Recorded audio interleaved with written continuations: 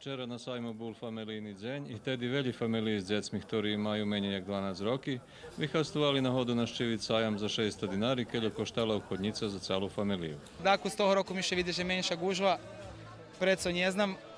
Dobro, nješka i to familijarni dzenj, ali rano kad smo prišli, stvarno smo mogli obis bez jakog guranja, teraz ako su še zvece ljuzok.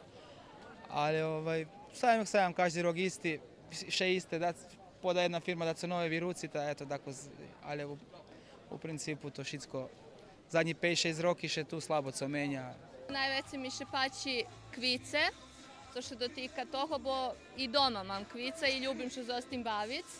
I normalno traktori, pre Miroslava i pre človeka i pre Dzivče, ali je moja zamerka že njet veljo co što dotika cvećarstva.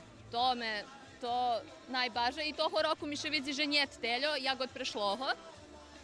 I to ti domaći rukotvorini, jak še po ruski hvare. Co što dotika halini, obuvi, nakit i take.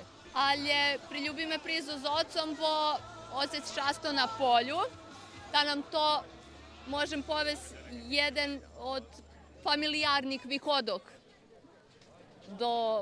do Valalu, da samim tim i Novosadski sajam, da zato i prihod zime. Organizatore za tohoročnú manifestáciu hovorili, že je za 10% vekša od loňskej a očekujú i že naštíva bude vekša hoľom za ten.